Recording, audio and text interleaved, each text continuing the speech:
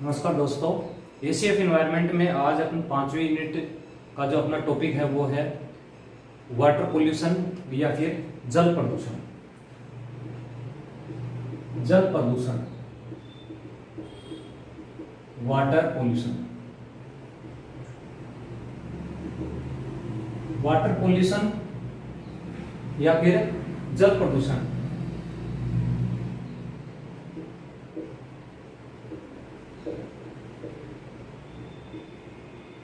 ये जो नंबर है व्हाट्सएप नंबर, इस पर आप जिसको भी नोट्स की आवश्यकता हो यहाँ पर कमेंट करके नोट्स के बारे में जानकारी ले सकता है। अब बात करते हैं अपन वाटर पोल्यूशन की।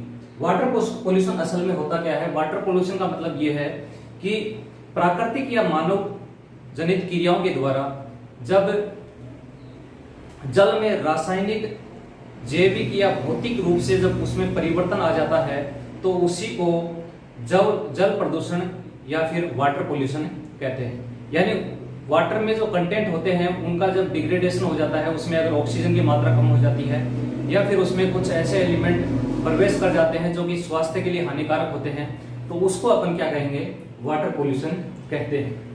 जल प्रदूषण, तो जल में जैविक, भौतिक, रासायनिक रूप से जल का अवनयन या डिग्रेडेशन होना जल प्रदूषण कहलाता है। यानी जल के जैविक, भौतिक या रासायनिक रूप जब परिवर्तित हो जाता है तब उसे क्या कहेंगे? अपन जल प्रदूषण कहेंगे। और ये जो जल प्रदूषण है ये मानव तथा अन्य जितने भी जीव हैं उनके लिए अनुपयोगी जब हो जाता है तो उसी को अपन क्या कहेंगे? जल प्रदूषण कहेंगे।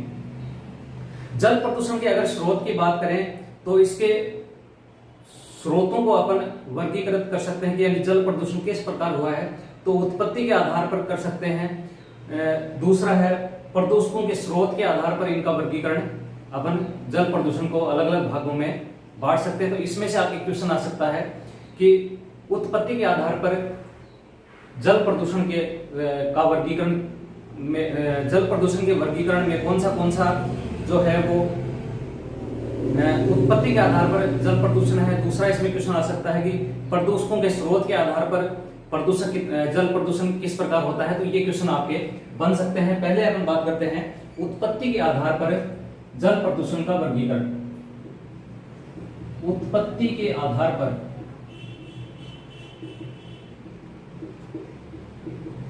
जल प्रदूषण वर्गीकरण। उत्पत्ति के आधार पर यानी ओरिजिन पर जल प्रदूषण का अगर वर्गीकरण करें तो उत्पत्ति के आधार पर ये दो प्रकार का होता है, पॉइंट सोर्स पोल्यूशन और नॉन पॉइंट सोर्स पोल्यूशन। यानी बिंदु स्रोत प्रदूषण, बिंदु स्रोत प्रदूषण, पॉइंट सोर्स पोल्यूशन, और दूसरा है अबिंदु स्रोत प्रदूषण, non point source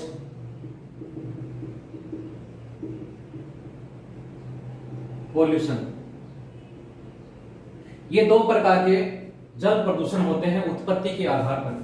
point source pollution जो है, इसमें जो प्रदूषण होता है उसका स्रोत अपने को पता होता है कि कहां से ये प्रदूषण आ रहा है जल में, तो यानी इनका उत्पत्ति स्रोत ज्ञात होता है। इनका उत्पत्ति स्रोत ज्ञात होता है। इस प्रकार के प्रदूषण जो होते हैं उन्हें नियंत्रित करना संभव हो पाता है, आसानी से नियंत्रित कर सकते हैं। प्रदूषक का नियंत्रण संभव हो पाता है, क्योंकि इसमें अपने को उत्पत्ति का स्रोत पता है, इसलिए इस प्रकार के जो प्रदूषक होते हैं उन्हें नियंत्रित किया जा सकता है। दूसरा है अबिंदु स्रोत प्रदूषक। इनका स्रोत जो है वो अज्ञात होता है, स्रोत अज्ञात, और इस प्रकार के जो प्रदूषक होते हैं उन्हें नियंत्रण करना थोड़ा असंभव कम हो पाता है, यानी इनको नियंत्रित करना असंभव हो पाता है। नियंत्रण करना असंभव, क्योंकि जब अपने को स्रोत ही पता नहीं है कि किस स्रोत से यह प्रदूषक आ रहा है, तो उसको नियंत्रित करना थोड़ा मुश्किल हो पाता है। पॉइंट सोर्स म्यूटेशन जो है, इसमें उत्पत्ति का स्रोत पता होता है, जबकि इसमें उत्पत्ति का स्रोत अपने को पता नहीं होता है। इस प्रकार उत्पत्ति के आधार पर जल प्रदूषक दो प्रकार के होते हैं। अब बात करते हैं उत्पत्ति के प्रदूषकों के स्रोत के आधार पर, प्रदूषकों के स्रोत के आधार पर प्रदूषक।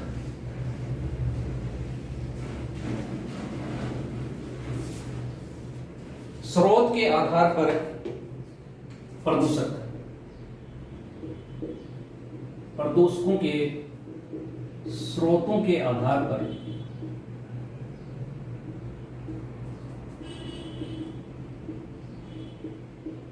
प्रदूषक। Pollution based on their source. तो ये चार प्रकार के होते हैं। पहला है औद्योगिक प्रदूषक, औद्योगिक प्रदूषक, इंडस्ट्रियल पोल्यूटर, इंडस्ट्रियल पोल्यूशन। दूसरा इसमें है कृषिजात प्रदूषक, एग्रीकल्चर पोल्यूशन। तीसरा है नगरीय प्रदूषक,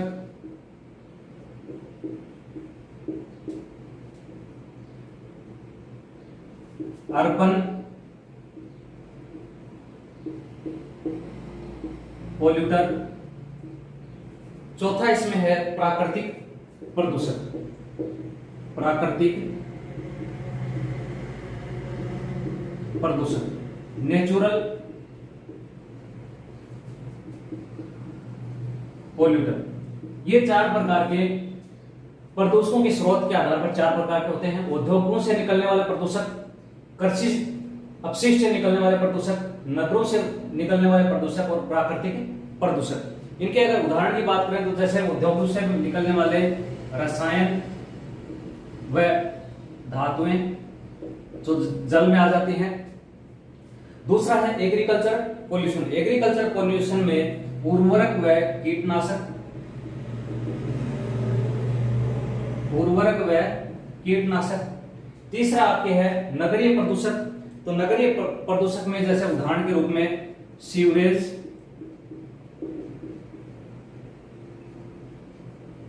चौथा है आपके प्राकृतिक प्रदूषक। तो इसमें ज्वालामुखी या फिर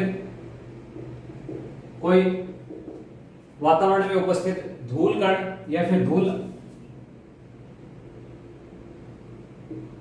अपक्षय, कोई रेसिड्यू, ये जो होते हैं ये क्या कहलाते हैं? प्राकृतिक प्रदूषक कहलाते हैं।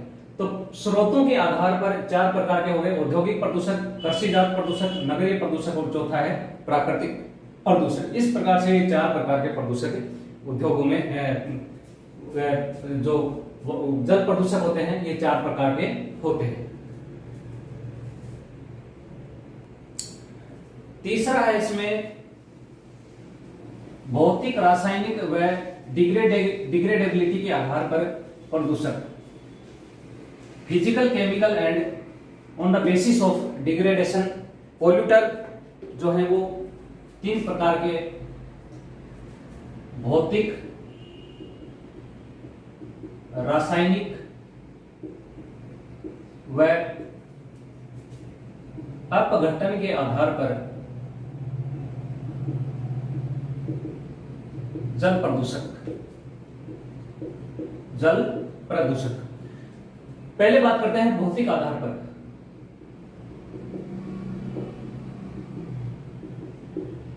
भौतिक आधार पर ऐसे प्रदूषक जो जल के आकार में परिवर्तन करते हैं, उसमें अवसाद आ जाए, उसमें धूल कण आ जाए, या फिर उसमें कोई राख वगैरह आ जाए, निलंबित कण आ जाए, तो ये सारे भौतिक आधार पर प्रदूषक कहलाते हैं। तो इन्हें भौतिक प्रदूषक भी कहते हैं, इन्हें भौतिक प्रदूषक, इन्हें क्या कहते हैं? भौतिक प्रदूषक कहते हैं। जैसे जल का रंग परिवर्तन,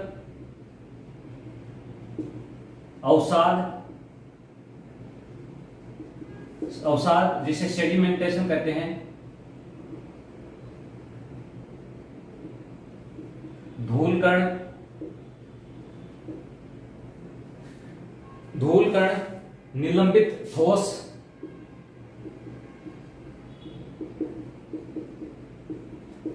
सस्पेंडेड सॉलिड, ये सारे जो होते हैं ये किसमें आते हैं? भौतिक प्रदूषक में आते हैं। दूसरा है रासायनिक प्रदूषक, केमिकल पोल्यूटर।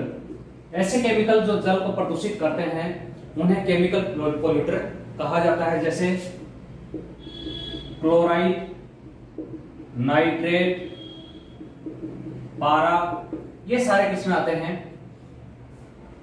ये सारे आते हैं आपके रासायनिक पोल्यूटर। तीसरा है अपघटन के आधार पर, अपघटनीय या फिर विलग्नता, डिग्रेडेबिलिटी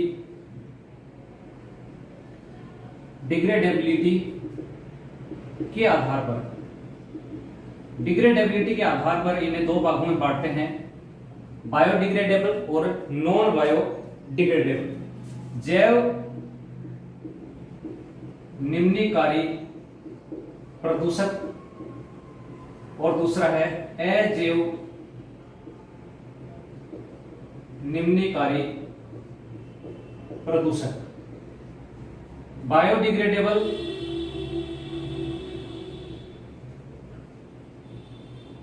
पोल्यूटर और दूसरा है नॉन बायोडिग्रेडेबल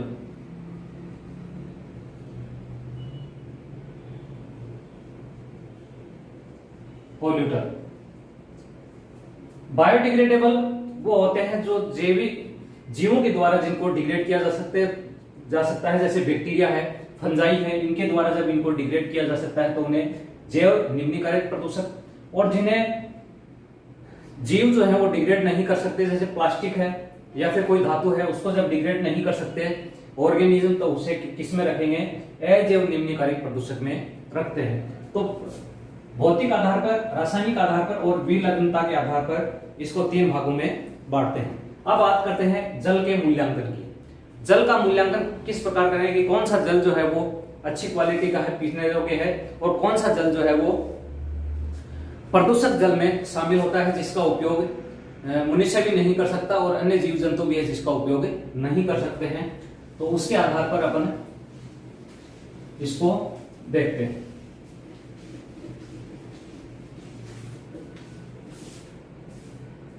जल का मूल्यांकन, जल के मूल्यांकन के तीन आधार हैं। जल का मूल्यांकन, जल के मूल्यांकन के तीन आधार हैं। पहला है भौतिक आधार, दूसरा है रासायनिक आधार और तीसरा है जैविक आधार। इन तीन आधारों पर अपन जल का मूल्यांकन करते हैं कि कौन सा जल जो है वो प्रदूषित जल होगा और कौन सा जल जो है वो स्वच्छ जल होगा, उपयोग में लेने लायक जल है। तो पहले बात करते हैं अपन भौतिक आधार पर। इसका मूल्यांकन अपन तीन प्रकार से करेंगे। भौतिक आधार पर,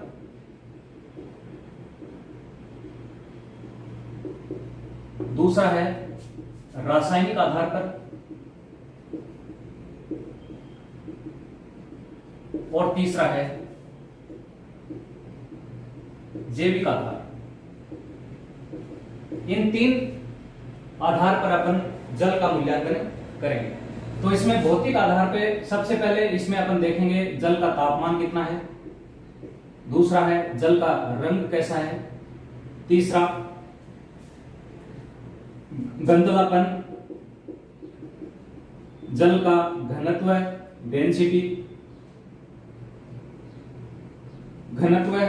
डेंसिटी, निलंबित ठोस कण,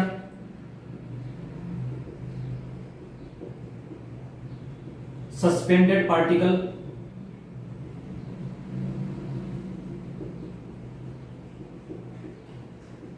डेंसिटी।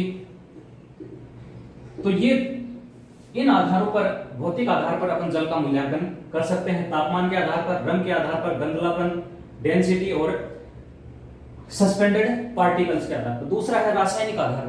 रासायनिक आधार पर, रासायनिक आधार के लिए अपन जैसे डिजोल्व ऑक्सीजन, DO, घुलित ऑक्सीजन। दूसरा है केमिकल ऑक्सीजन डिमांड, रासायनिक ऑक्सीजन मांग। तीसरा है BOD, biological oxygen demand.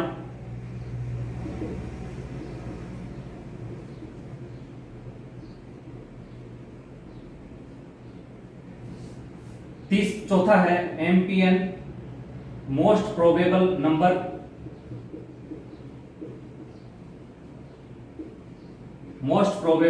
Number. इन 3-4 आधार पर अपन इसको रासायनिक आधार पर जल का वर्गीकरण अपन कर सकते हैं। जैविक आधार पर जैसे इसमें उपस्थित बैक्टीरिया, कवक, शैवाल, इनके आधार पर भी अपन जल का मूल्यांकन करते हैं। तो जल के मूल्यांकन मोटे रूप से ये 3 आधार हैं, रासायनिक आधार पर, भौतिक आधार पर और तीसरा है जैविक आधार पर। भौतिक आधार पर तापमान, रंग, गंधलापन, डेंसिटी और सस्पेंडेड सॉलिड पार्टिकल। रासायनिक आधार पर dissolve oxygen, chemical oxygen demand, biological oxygen demand और MPN, मोस्ट प्रोबेबल नंबर। जैविक आधार पर बैक्टीरिया, कवक और शैवाल। इसमें प्रोटोजोआ भी आ सकते हैं, यानी जल में उपस्थित जो लिविंग ऑर्गेनिज्म हैं उनके आधार पर उन्हें जैविक आधार में बांटा जाता है। तो इसमें ये वाला जो पोर्शन है रासायनिक आधार, ये इंपॉर्टेंट है, इसको अपन थोड़ा डिटेल में देख लेते हैं। डिजोल्व ऑक्सीजन क्या होती है, केमिकल ऑक्सीजन डिमांड क्या है, बायोलॉजिकल ऑक्सीजन डिमांड क्या है और MPN नंबर क्या है।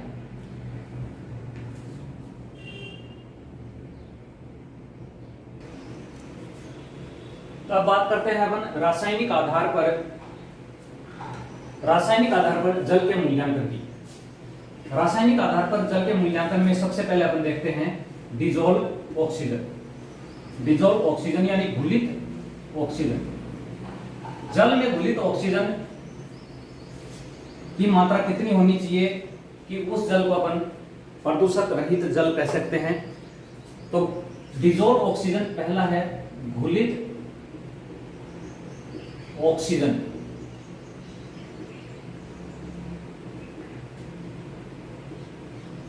डिजोल्व्ड ऑक्सीजन,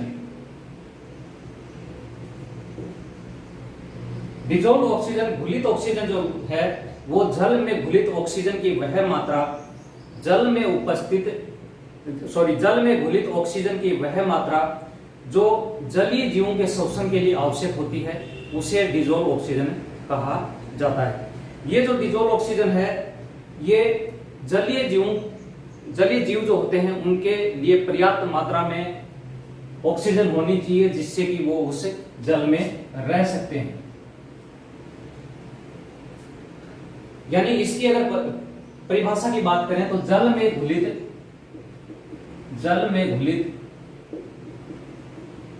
O2 की वह मात्रा जो जलीय जीवों के श्वसन के लिए आवश्यक होती है,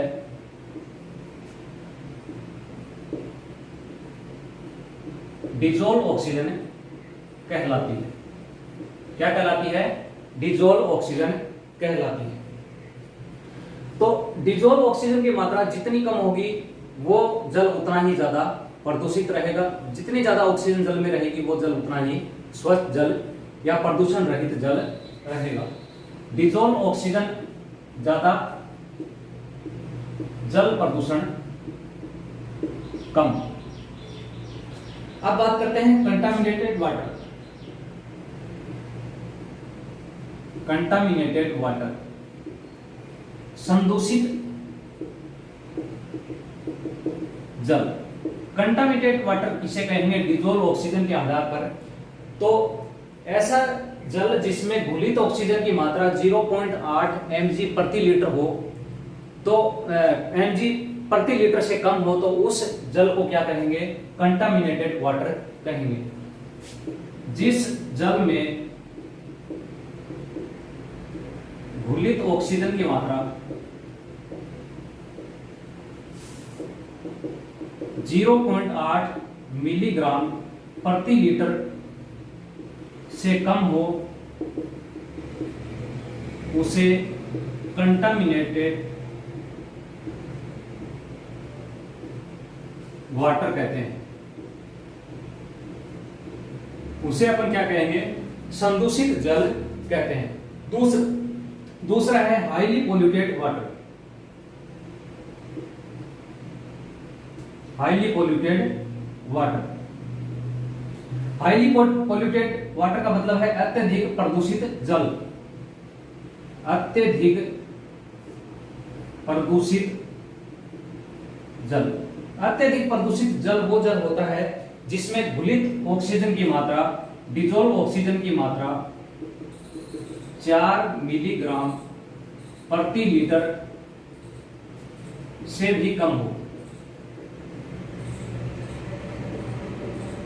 यानी उसमें ऑक्सीजन की मात्रा बहुत अधिक कम हो जाए, 4 मिलीग्राम प्रति लीटर से भी कम हो, तो उस जल को अपन क्या कहेंगे?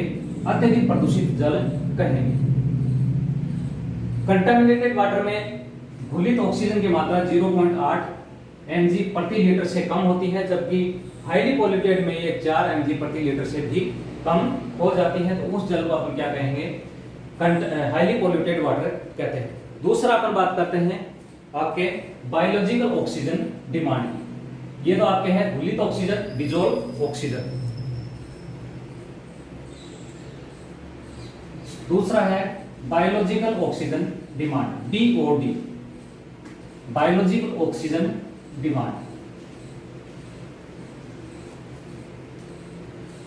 Biological oxygen demand, BOD, biological oxygen demand. घुलित ऑक्सीजन की मात्रा, biological oxygen demand. Biological oxygen, इसे जैविक ऑक्सीजन मांग भी कहते हैं हिंदी में, जैविक ऑक्सीजन मांग, biological oxygen demand, BOD। Oxygen की वह मात्रा जो जल में उपस्थित कार्बनिक पदार्थ के जैव रासायनिक अपघटन के लिए आवश्यक हो, उसे बायोलॉजिकल ऑक्सीजन डिमांड कहते हैं। O2 की वह मात्रा, O2 की वह मात्रा जो जल में उपस्थित कार्बनिक पदार्थों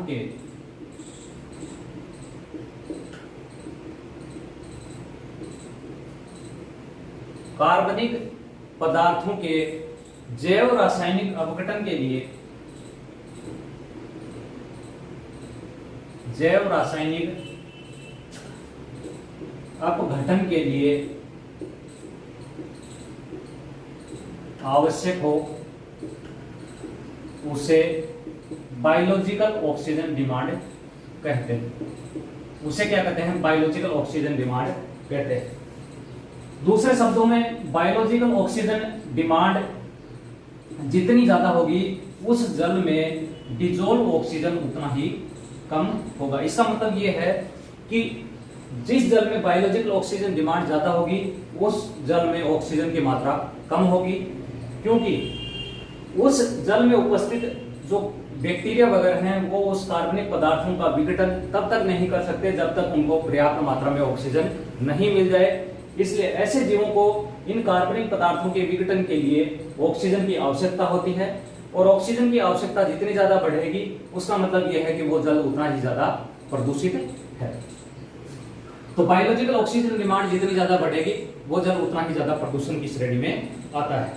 बायोलॉजिकल ऑक्सीजन डिमांड का उपयोग जल प्रदूषण के मापन में किया जाता है, लेकिन इसकी प्रक्रिया बहुत अधिक लंबी हो जाती है, इसलिए ज्यादातर बायोलॉजिकल ऑक्सीजन डिमांड जो है इसका उपयोग जल प्रदूषण के मापन में नहीं किया जाता है। नदियों का जो जल होता है, नदियों के जल में बायोलॉजिकल ऑक्सीजन डिमांड 10 mg प्रति लीटर होनी चाहिए, यानी इतनी बायोलॉजिकल ऑक्सीजन डिमांड, इतनी ऑक्सीजन की मात्रा उस जल में होनी चाहिए, तभी वो जल किसमें आता है, इसमें आपके प्रदूषण रहित जल की श्रेणी में वो शामिल होता है। तीसरा है chemical oxygen demand, COD, chemical oxygen demand, chemical oxygen demand COD, chemical oxygen demand. Chemical oxygen demand रासायनिक ऑक्सीजन मांग भी इसे हिंदी में कहा जाता है। केमिकल ऑक्सीजन डिमांड जल में उपस्थित जितने भी कार्बनिक पदार्थ हैं, चाहे वो घुलित अवस्था में हो या फिर अघुलित अवस्था में हो, उनके ऑक्सीकरण के लिए जितनी ऑक्सीजन की आवश्यकता होती है उसे केमिकल ऑक्सीजन डिमांड कहा जाता है। तो जल में घुलित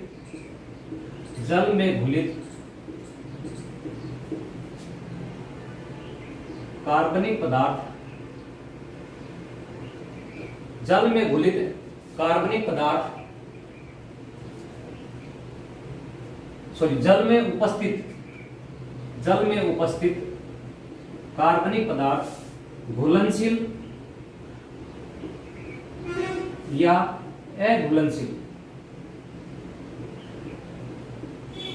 जल में उपस्थित कार्बनिक पदार्थ चाहे वो घुलनशील हो या फिर अघुलनशील हो, उनके ऑक्सीकरण के लिए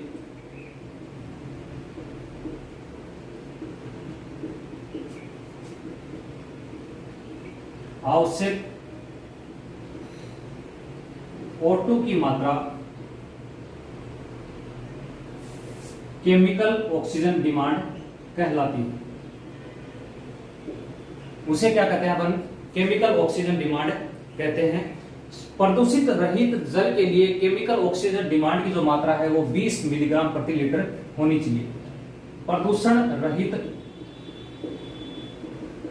जल हेतु COD chemical oxygen demand 20 milligram प्रति लीटर होनी चाहिए, यानी COD की मात्रा हमेशा BOD से ज्यादा रहनी चाहिए। स्वस्थ जल के लिए COD की मात्रा हमेशा BOD से ज्यादा रहनी चाहिए। अब है next MPN, most probable number.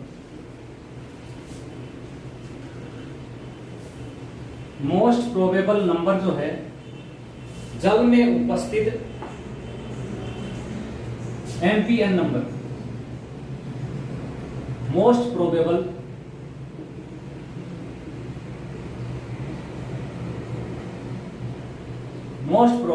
Number, यानी जल में उपस्थित जीवों की मात्रा ही क्या कहलाती है, मोस्ट प्रोबेबल नंबर कहलाती है। इसकी सहायता से अपन जल में उपस्थित जो इकोलाई है या फिर कोई बैक्टीरिया है इनका मापन अपन कर सकते हैं।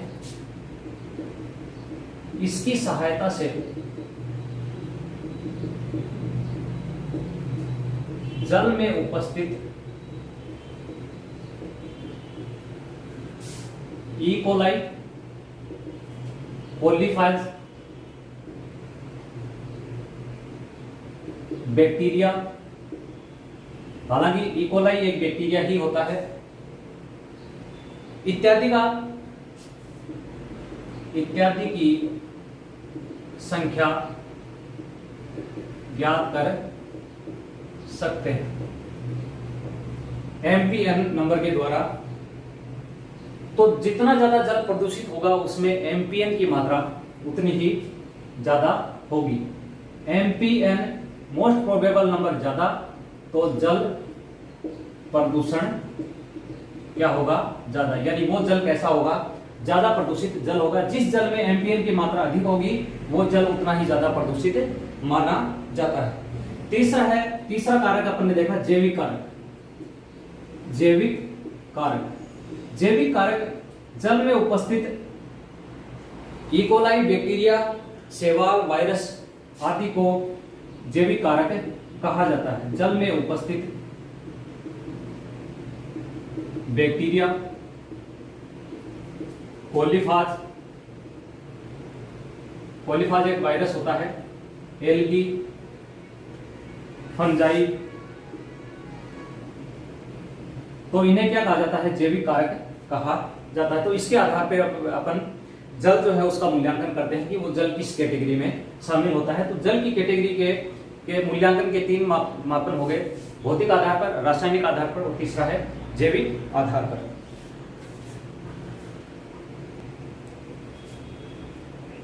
नेक्स्ट इसमें है जल प्रदूषक के प्रकार स्रोत के आधार पर, और तीसरा है जल भंडार के आधार पर।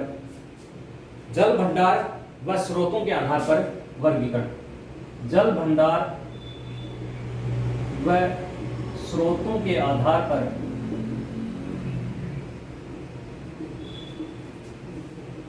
वर्गीकरण।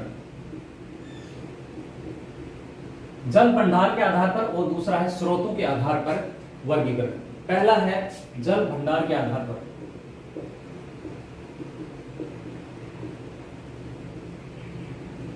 जल भंडार के आधार पर वाटर पॉल्यूशन जो है उसे अपन 4 भागों में बांटते हैं। पहला है धरातलीय,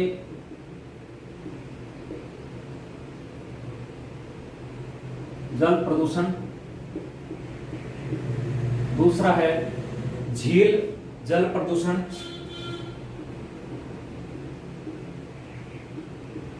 तीसरा है समुद्रीय जल प्रदूषण, समुद्रीय जल प्रदूषण, और चौथा है भूमिगत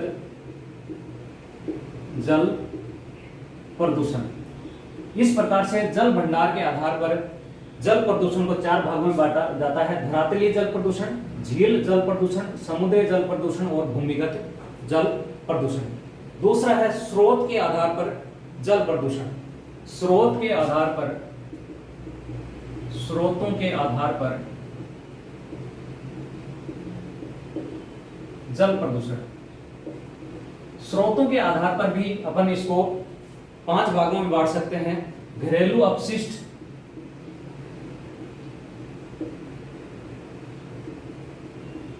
जल प्रदूषण, घरेलू अपशिष्ट जल प्रदूषण, सीवेज से जल प्रदूषण,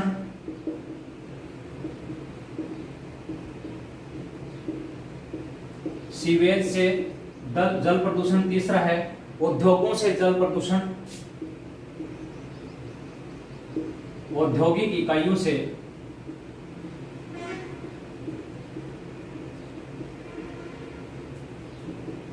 जल प्रदूषण,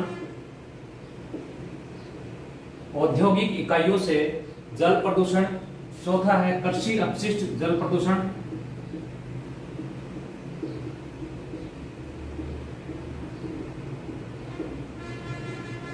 और लास्ट है तेल उत्प्लावन, तेल उत्प्लावन, ऑयल स्लीपेज, तेल उत्प्लावन, ऑयल स्लीपेज। इस प्रकार से जल भंडार के आधार पर इसको अपने 4 भागों में धरातलीय जल प्रदूषण, झील जल प्रदूषण, समुद्री जल प्रदूषण और भूमिगत जल प्रदूषण, और ये वाला आपने पहले देख लिया है स्रोतों के आधार पर जल प्रदूषण। अब इनकी अपन विस्तार से चर्चा करते हैं। धरातलीय जल प्रदूषण, इसकी बात अपन करेंगे। धरातलीय जल प्रदूषण, धरातलीय जल प्रदूषण में, धरातलीय जल में क्या क्या आता है? धरातलीय जल में आपके झील, तालाब, ये जो स्रोत हैं, इनमें जब प्रदूषण हो जाता है तो इसे धरातलीय जल प्रदूषण कहते हैं। झील, तालाब, नदियां, इनमें जब प्रदूषण हो जाता है तो इसे धरातलीय जल प्रदूषण कहते हैं। ये दो प्रकार का होता है जो अपन ने पहले देखा, पॉइंट सोर्स प्रदूषण या बिंदु स्रोत प्रदूषण, और दूसरा है अबिंदु स्रोत प्रदूषण। ये दो प्रकार का होता है, जिसमें स्रोत पता हो वो पॉइंट सोर्स म्यूटेशन, और जिसमें सोर्स पता नहीं हो नॉन पॉइंट सोर्स म्यूटेशन कहलाता है, सॉरी पॉल्यूशन कहलाता है। पॉइंट सोर्स पॉल्यूशन और नॉन पॉइंट सोर्स पॉल्यूशन। दूसरा है झील जल प्रदूषण। झील जल प्रदूषण जो है, इसमें जब प्राकृतिक या मानव गतिविधियों द्वारा झीलों में प्रदूषण होने लग जाता है तो उसे झील प्रदूषण कहते हैं। प्राकृतिक या मानवीय कारकों द्वारा झीलों में पॉल्यूशन जब हो जाता है तो उसे झील जल प्रदूषण कहते हैं। इसमें एक टर्म आती है किलिंग फैक्टर या मारक कारक। किलिंग फैक्टर, मारक कारक। जब झील में जल प्रदूषण इतनी अधिक मात्रा में हो जाए कि उसमें उपस्थित जीव जो है वो उनकी भी मृत्यु हो जाए तो उसे क्या कहेंगे? किलिंग फैक्टर कहते हैं। झील में अत्यधिक जल प्रदूषण होने पर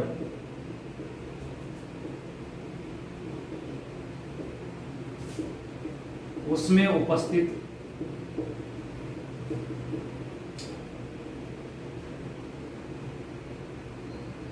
जीव की मृत्यु होना, तो ऐसे प्रदूषक को क्या कहेंगे? किलिंग फैक्टर कहते हैं।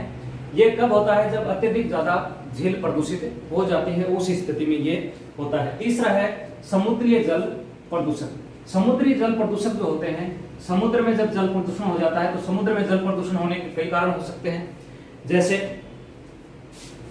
सीवेज है, नदियों द्वारा जो जब सीवेज इसके अंदर डाला जाता है, या फिर कूड़ा करकट, इसके अलावा तेल उत्प्लावन, तेल जब समुद्र में फैल जाता है तो इसके यह जो प्रदूषण होता है, इससे जल समुद्री जल जो है वो प्रदूषित हो जाता है। इसमें सबसे ज्यादा अगर बात करें तो 20% सर्वाधिक सीवेज के कारण इसमें जल प्रदूषण होता है समुद्री जल में। इसका उदाहरण है आपके जापान के मीनामाता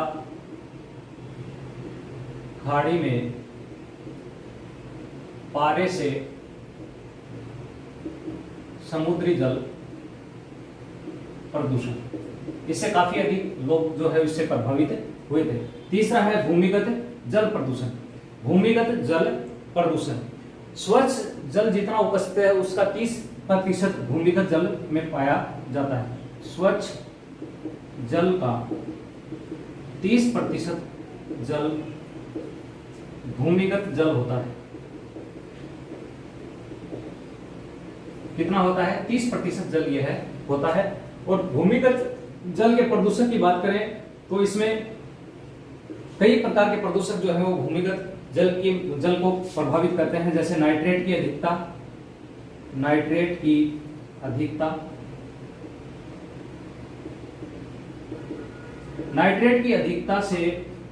की अधिकता अगर जल में हो जाती है तो उसे ब्लू बेबी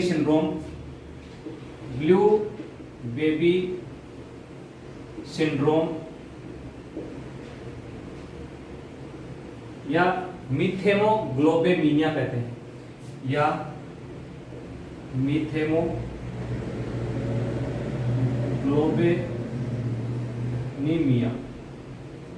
इसमें जो बच्चे होते हैं उनका शरीर नीला हो जाता है, क्योंकि इसमें ऑक्सीजन का परिवहन नहीं हो पाता, ऑक्सीजन का परिवहन इसमें नहीं हो पाता। भूमिगत जल में नाइट्रेट प्रदूषण के अलावा अन्य कई प्रकार के और प्रदूषक होते हैं, जैसे फ्लोराइड की अधिकता होना, पहला है नाइट्रेट, दूसरा है फ्लोराइड की अधिकता,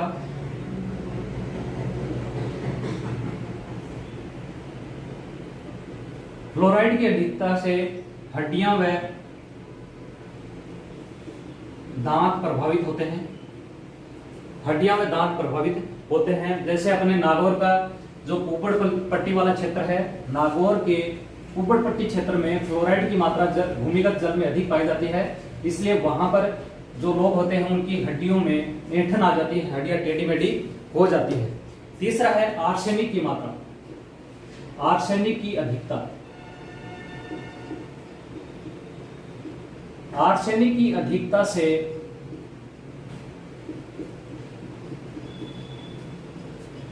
आर्सेनिक की अधिकता से ब्लैक फुट रोग हो जाता है, ब्लैक फुट रोग, यह एक प्रकार का त्वचा रोग है जो कि आर्सेनिक की अधिकता से होता है। इसी प्रकार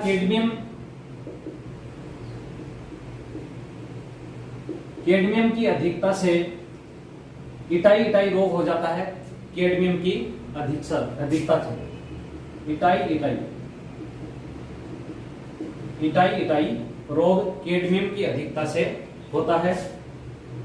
लेड, जिसे सीसा भी कहते हैं, इसकी अधिकता से एनीमिया रोग या इससे कैंसर रोग भी होता है। लेड की अधिकता से एनीमिया या कैंसर रोग हो जाता है। नेक्स्ट इसमें है स्रोत के आधार पर जल प्रदूषण। स्रोत के आधार पर अपन ने देखा कि घरेलू अपशिष्ट या फिर जल उत्प्लावकता, कृषि अपशिष्ट, इसके कारण जल प्रदूषित होता है, तो इन्हें स्रोत के आधार पर जल प्रदूषक कहा जाता है। स्रोत के आधार पर जल प्रदूषण, स्रोत के आधार पर कृषि अपशिष्ट,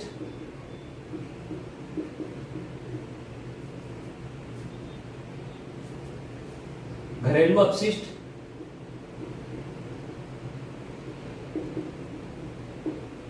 दूसरा इसमें है सीवेज द्वारा, तीसरा औद्योगिक अपशिष्ट,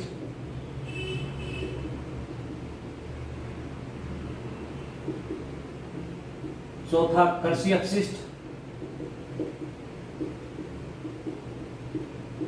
और पांचवा है तेल उत्प्लावकता, ऑयल स्लीपेज,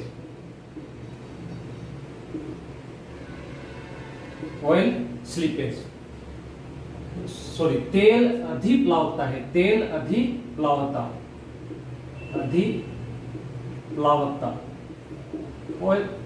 ऑयल स्लीपेज। घरेलू अपशिष्ट, घरेलू अपशिष्ट जो है वो जल में जब आ जाते हैं तो उसे घरेलू अपशिष्ट जल प्रदूषक कहते हैं। सीवेज द्वारा, औद्योगिक इकाइयों द्वारा कई प्रकार के अपशिष्ट निकलते हैं। कृषि अपशिष्ट में जैसे अपन उर्वरक का काम में लेते हैं, कीटनाशक काम में लेते हैं, बायोपेस्टिसाइड, ये सब जब फर्टिलाइजर वगैरह हो गए, तो जब ये जल स्रोत में आ जाते हैं तो इसे कृषि अपशिष्ट जल प्रदूषण कहते हैं। तेल अधिप्लावकता, ऑयल जब वाटर की सरफेस के ऊपर आ जाता है, तेल का जल सतह पर आना, तेल जब जल में मिल जाता है तो उसकी सतह पर तेल फैल जाता है, उसे ऑयल स्लीपेज कहते हैं। तो ऑयल स्लीपेज के कारण जो जलीय जीव होते हैं उनकी मृत्यु हो जाती है और इसके कारण जल प्रदूषण होता है। तो इस ऑयल स्लीपेज के कारण स्थानीय उद्योगों पर प्रभाव पड़ता है, स्थानीय मानव स्वास्थ्य पर प्रभाव पड़ता है और जलीय जीव जो है उन पर भी प्रभाव पड़ता है। इसको दूर करने के उपाय जो है वो इंपॉर्टेंट है, एग्जाम के पॉइंट ऑफ व्यू से इंपॉर्टेंट है, आ सकते हैं एग्जाम में। तो तेल अधिप्लावकता को दूर करने के उपाय ये अपन देखते हैं। दूर करने के उपाय। इनको दूर करने के पहला जो उपाय है वो है रासायनिक विधि,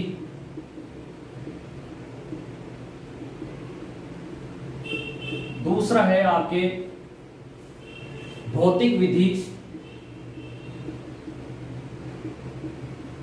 तीसरा है जैविक विधि और चौथा है यांत्रिक विधि। इन चार विधियों के द्वारा ऑयल स्लीपेज जो है उसको दूर किया जा सकता है। पहला है रासायनिक विधि। रासायनिक विधि में जल में अपमार्जक मिलाकर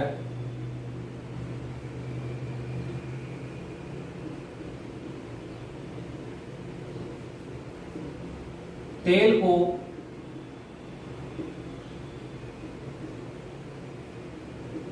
बुलबुलों में बदला जाता है, वाष्पित किया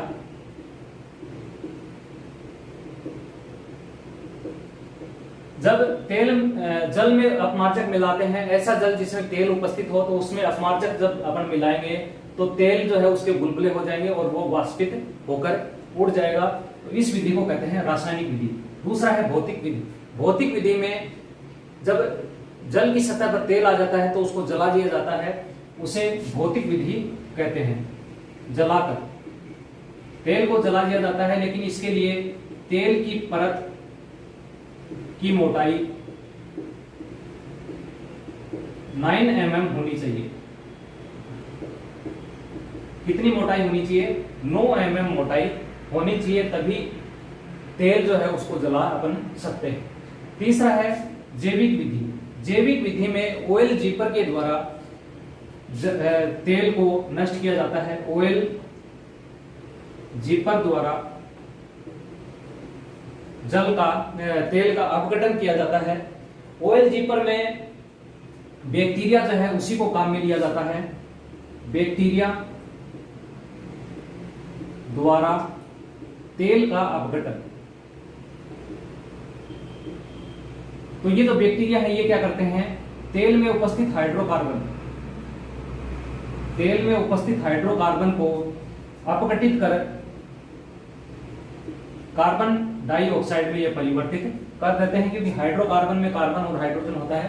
तो ऐसे बैक्टीरिया जब इसका अपघटन करते हैं तो इस CO2 में इसको परिवर्तित कर देते हैं। इसी को जैव ऑयल जीपर कहा जाता है। चौथा है यांत्रिक विधि। यांत्रिक विधि में 3 तरीके से ऑयल जो है उसको अलग किया जाता है जल से।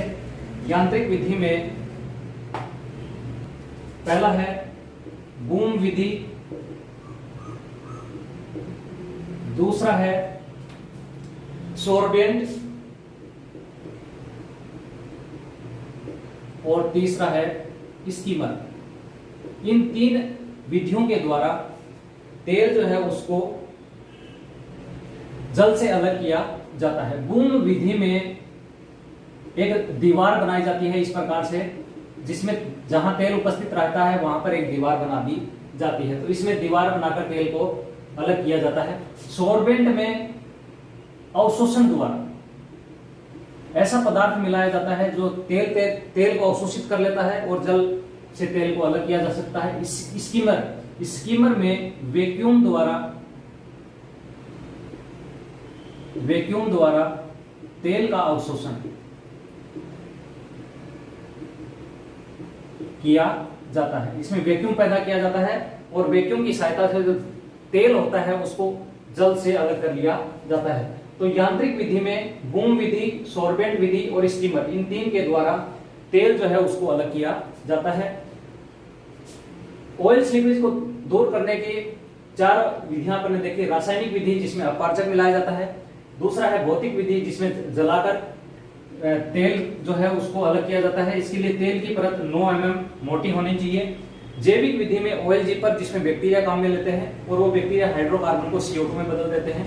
यांत्रिक विधि में दीवार बनाकर, जिसे बूम विधि कहते हैं, सोर्बेंट अवशोषण के द्वारा और तीसरा स्टीमर यानी वैक्यूम के द्वारा तेल को अलग किया जाता है। तो ये 4 विधियां हैं तेल उत्प्लावता को दूर करने की।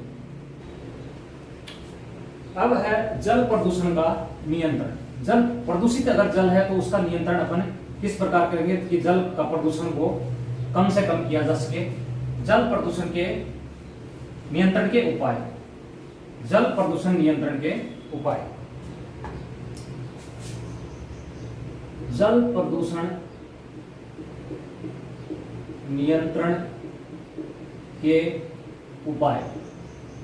जल प्रदूषण नियंत्रण के उपायों में पहला है घरेलू सीवेज। घरेलू सीवेज जो होता है उसमें 99.9% तो जल उपस्थित रहता है और बाकी 0.1% ही प्रदूषक रहता है। पहला है घरेलू सीवेज। घरेलू सीवरेज जो है इसमें 99.9% जल प्लस 0.1% प्रदूषक होता है। तो ये जो प्रदूषक होता है इसको अगर अलग कर दें तो बाकी का बचा हुआ जल जो है वो अपन काम में ले सकते हैं। इसके लिए सीवेज ट्रीटमेंट प्लांट का काम में लिया जाता है। Sewage treatment plant. सीवेज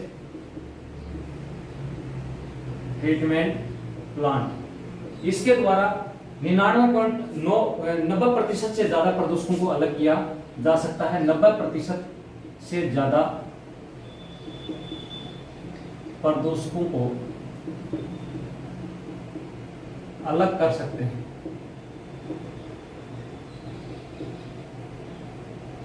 नब्बे प्रतिशत से ज्यादा प्रदूषकों को इससे अपन अलग कर सकते हैं। दूसरा है कृषि अपशिष्ट। कृषि अपशिष्ट। कृषि अपशिष्ट जो होते हैं, कृषि अपशिष्ट में ज्यादातर अगर जल प्रदूषित होता है तो वो होता है उर्वरक से, कीटनाशक, उर्वरक और कीटनाशक। तो इनका जब अगर उपयोग अपन कम करेंगे तो इससे कृषि अपशिष्ट भी कम पैदा होंगे। इसके अलावा जैविक खेती की जाए, जैविक खेती को बढ़ावा, जैविक खेती को बढ़ावा दिया जाए जिससे कृषि अपशिष्ट जो है वो कम से कम पैदा हो। तीसरा है औद्योगिक अपशिष्ट। औद्योगिक अपशिष्ट। औद्योगिक अपशिष्ट के कारण भी जल अत्यधिक मात्रा में प्रदूषित होता है। तो उद्योगों से निकलने वाले जैसे तेल, भारी धातुएं, इनको दूर करने के लिए विशेष निपटान यंत्रों का उपयोग किया जाए। विशेष निपटान यंत्र यानी इनके लिए स्पेशल मशीनें स्थापित की जाएं जिससे कि औद्योगिक अपशिष्ट जो है उनका निस्तारण किया जा सके। इसके अलावा जल प्रदूषण नियंत्रण, जल प्रदूषण नियंत्रण हेतु अधिनियम,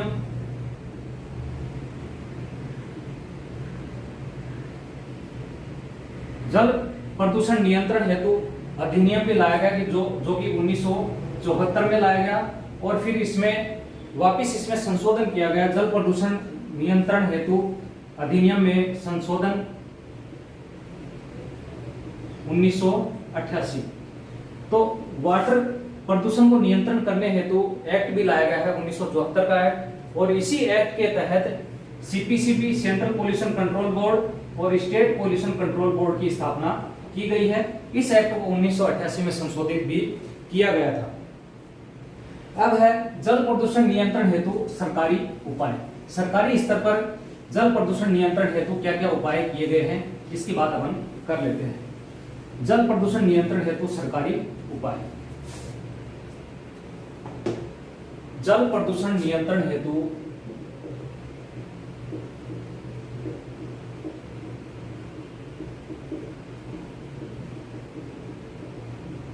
सरकारी उपाय। जल प्रदूषण नियंत्रण हेतु सरकारी निकायों में पहला है जल निकायों का संरक्षण करना। जल निकायों का संरक्षण करना। जल निकायों के संरक्षण के लिए ministry of environment, forest and climate change ने राष्ट्रीय नदी संरक्षण योजना स्थापित की। Ministry of environment, forest and climate change के द्वारा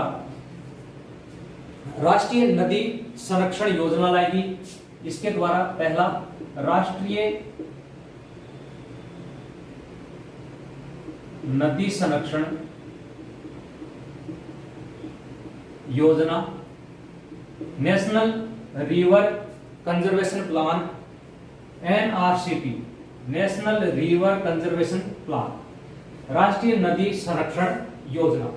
इसके अलावा जलीय पारिस्थितिकी एवं संरक्षण हेतु राष्ट्र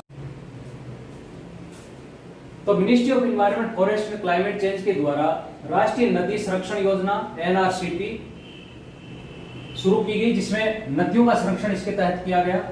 जलीय पारिस्थितिकी तंत्र संरक्षण हेतु राष्ट्रीय योजना, national plan for conservation of ecosystem, aquatic ecosystem, इसके लिए जलीय पारिस्थितिकी तंत्र संरक्षण हेतु राष्ट्रीय योजना शुरू की गई, जिसके तहत नम भूमि और आर्द्र भूमि का संरक्षण इसके तहत किया जाएगा। तो जलीय पारिस्थितिकी तंत्र संरक्षण हेतु राष्ट्रीय योजना शुरू की गई, किसके द्वारा? Ministry of environment, forest and climate change के द्वारा NRCP और NPCA का गठन किया गया। फिर है Ganga action plan. Ganga action plan जो है वो 1985 में शुरू किया गया, केंद्र सरकार के द्वारा शुरू किया गया। इसमें सेंट्रल पोल्यूशन कंट्रोल बोर्ड जो है वो केंद्रीय गंगा प्राधिकरण का गठन उसने किया 1985 में, और 1985 में ही गंगा एक्शन प्लान लाया गया, जो कि 1986 से 1993 तक ये प्लान रहा है। अब ये राष्ट्रीय नदी संरक्षण योजना और जलीय पारिस्थितिकी तंत्र संरक्षण हेतु राष्ट्रीय योजना तथा गंगा एक्शन प्लान, इसको अब थोड़ा सा विस्तार में देख लेते हैं।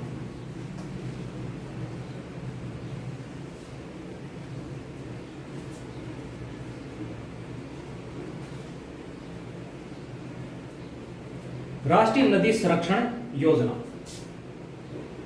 राष्ट्रीय नदी संरक्षण योजना, राष्ट्रीय नदी संरक्षण योजना 1995 में केंद्रीय गंगा प्राधिकरण जो है उसका नाम बदलकर राष्ट्रीय नदी संरक्षण योजना किया गया। 1995 में राष्ट्रीय नदी संरक्षण योजना शुरू की गई। केंद्रीय गंगा प्राधिकरण का नाम बदलकर क्या किया गया? राष्ट्रीय नदी संरक्षण योजना किया गया। तो इसमें इस योजना में 20 राज्यों के 195 शहर शामिल हैं। 20 राज्यों के 195 शहर शामिल, और 195 शहर जो हैं इनसे होकर गुजरने वाली जितनी भी 42 नदियां हैं, 42 नदियां वो इसमें शामिल की गई। 42 नदियां इसमें शामिल की गई है। इसका उद्देश्य है नदियों का संरक्षण करना, नदियों का संरक्षण करना। नदियों के संरक्षण हेतु राष्ट्रीय नदी संरक्षण योजना 1995 में लाई गई। दूसरा है जलीय पारिस्थितिकी प्रणाली के संरक्षण हेतु राष्ट्रीय योजना, जलीय पारिस्थितिकी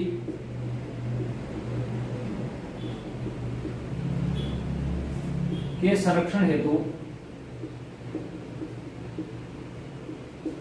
राष्ट्रीय योजना, जलीय पारिस्थितिकी के संरक्षण हेतु राष्ट्रीय योजना।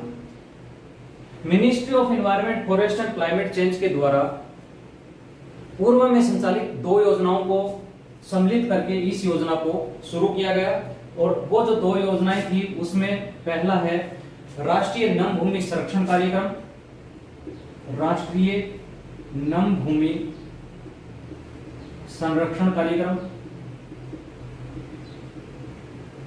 राष्ट्रीय नम भूमि संरक्षण कार्यक्रम, और दूसरा है इसमें राष्ट्रीय झील संरक्षण योजना, राष्ट्रीय झील संरक्षण योजना। इन दोनों योजनाओं को सम्मिलित करके यह एक योजना शुरू की गई। इस योजना में केंद्र अनुपात राज्य अंश जो है वो है 70:30 और विशेष राज्य है वहां पर केंद्र 90% पैसे देता है और 10% राज्य उपलब्ध कराता है। इसका उद्देश्य है जल की गुणवत्ता को बनाए रखना और नम भूमि जो है वहां पर नम भूमि का संरक्षण व जैव विविधता बनाए रखना। नम भूमि का संरक्षण व जैव विविधता को बनाए रखना जलीय पारिस्थितिकी संरक्षण हेतु राष्ट्रीय योजना का मुख्य उद्देश्य है। अब नेक्स्ट है नमामि गंगे कार्यक्रम। नमामि गंगे कार्यक्रम, नमामि गंगे कार्यक्रम जो है यह कार्यक्रम 13 मई 2015 को शुरू किया गया। नमामि गंगे कार्यक्रम 13 मई 2015 को यह कार्यक्रम शुरू किया गया। इसका पहला जो चरण है प्रथम चरण जुलाई 2016 से शुरू किया गया। 7 जुलाई 2016 से इसका प्रथम चरण शुरू किया गया नमामि गंगे कार्यक्रम। यह एक फ्लैगशिप कार्यक्रम है। फ्लैगशिप कार्यक्रम वो कार्यक्रम होता है जिसमें कई सारी अन्य योजनाएं भी इसमें समाहित रहती हैं, उसे फ्लैगशिप कार्यक्रम कहते हैं। इसका उद्देश्य है गंगा का शुद्धिकरण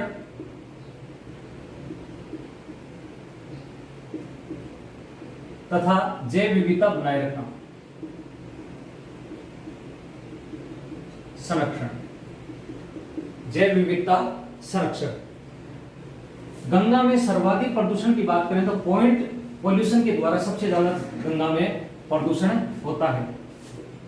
गंगा में सर्वाधिक प्रदूषण पॉइंट पॉल्यूशन द्वारा होता है।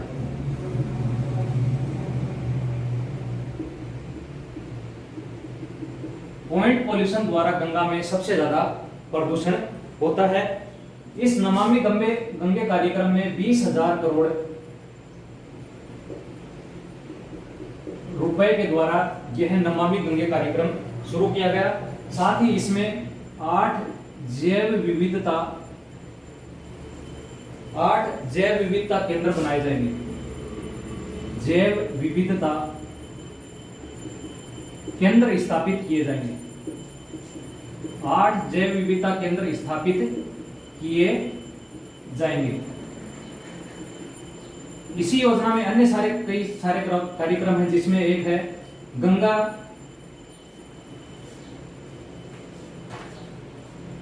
ग्राम योजना। गंगा ग्राम योजना जिसके तहत गंगा के किनारे के जो 400 गांव हैं उनका विकास किया जाएगा। गंगा किनारे 400 गांवों का विकास करना। गंगा किनारे 400 गांवों का विकास करने के लिए गंगा ग्राम योजना शुरू की गई है। 8 जैव विविधता केंद्र भी इसमें स्थापित किए जाएंगे। तो ये तो है नमामि गंगे कार्यक्रम 13 मई 2015 को शुरू किया गया। प्रथम चरण 7 जुलाई 2016 को फ्लैगशिप का यह कार्यक्रम है। इसमें 20,000 करोड़ रुपए का बजट दिया गया है। गंगा का शुद्धिकरण और जैव विविधता बनाए रखना। गंगा में सबसे ज्यादा प्रदूषण पॉइंट पॉल्यूशन के द्वारा होता है, यानी जिसका स्रोत सभी को पता है। 8 जैव विविधता केंद्र स्थापित किए जाएंगे। इसके अलावा गंगा ग्राम योजना भी इसमें शुरू की जाएगी। अब जल प्रदूषण जो है उसको दूर करने के लिए कुछ शैवाल बैक्टीरिया का उपयोग किया जाता है, जिसके लिए एक ऑक्सीडेशन तालाब होता है, ऑक्सीडेशन पॉन्ड।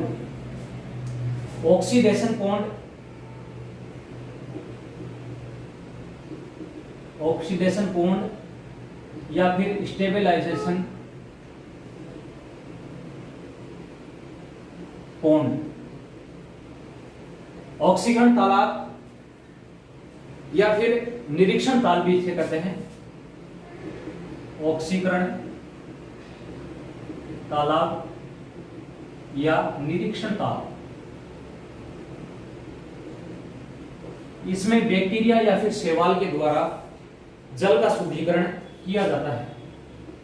वाहित मल का, जिसे सीवेज कहते हैं, सीवेज का बैक्टीरिया या शैवाल के द्वारा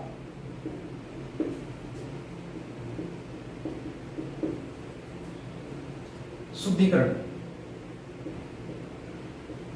तो इस ऑक्सीकरण तालाब में क्या होता है, इसमें शैवाल या फिर बैक्टीरिया का उपयोग किया जाता है जो कि जल में उपस्थित कार्बनिक पदार्थों का विघटन करते हैं, उसको कार्बन डाइऑक्साइड, अमोनिया, सल्फेट इत्यादि में बदल देते हैं और जल का शुद्धिकरण करने में काम आता है। तो ऑक्सीडेशन पॉन्ड या निरीक्षण ताल क्या होता है, ये आपको पता होना चाहिए।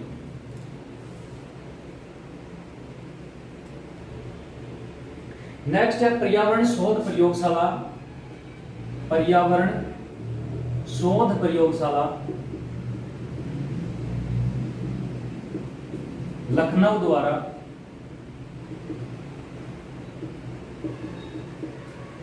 जल की श्रेणियां विभाजित की गई। जल की श्रेणियां, इस पर्यावरण शोध प्रयोगशाला में जल की 5 श्रेणियां बनाई गई हैं। ए श्रेणी,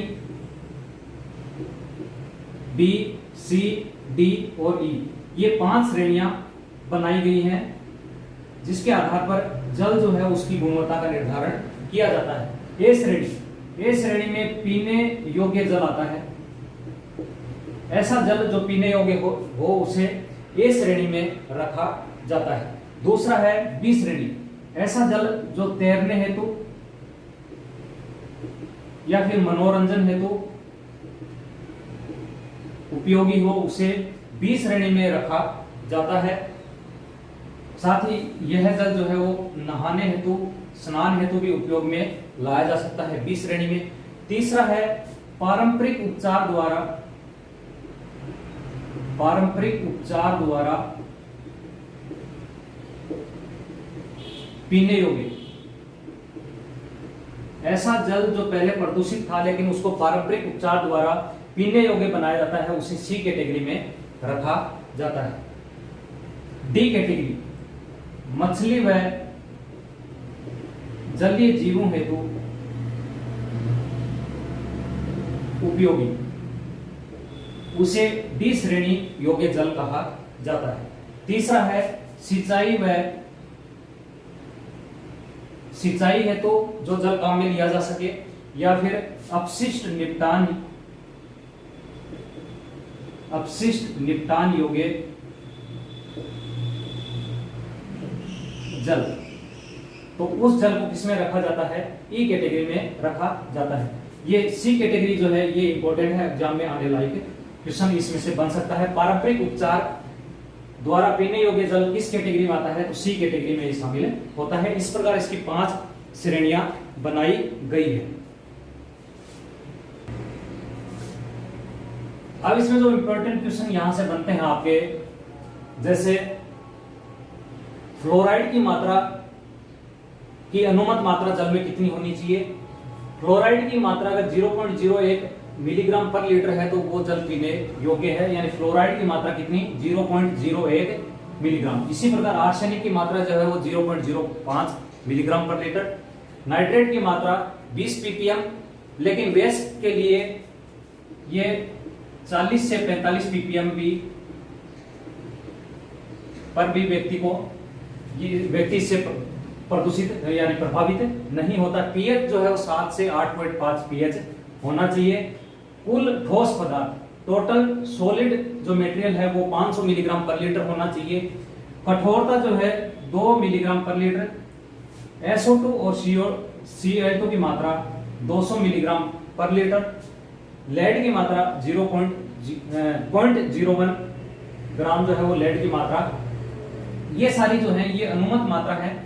इतनी अगर मात्रा जल में उपस्थित है तो वो जल प्रदूषण की श्रेणी में नहीं शामिल होता। इसके अलावा जल में उपस्थित प्रदूषकों के निर्धारण के लिए क्रोमेटोग्राफी का उपयोग किया जाता है। क्रोमेटोग्राफी का उपयोग किया जाता है। क्रोमेटोग्राफी के द्वारा प्रदूषित जल जो है उसका निर्धारण किया जाता है। इसके अलावा जलकुंभी जो है उसको भी जल में उगाया जाता है, तो वो विषैले पदार्थों को अवशोषित कर लेती है जलकुंभी। तो ये कुछ आपके पॉइंट है मेन। तो इसमें ये जो चीजें हैं ये सारी इंपॉर्टेंट है, एग्जाम में आने लायक है, तो इसको आप नोट कर लें। बहुत बहुत धन्यवाद।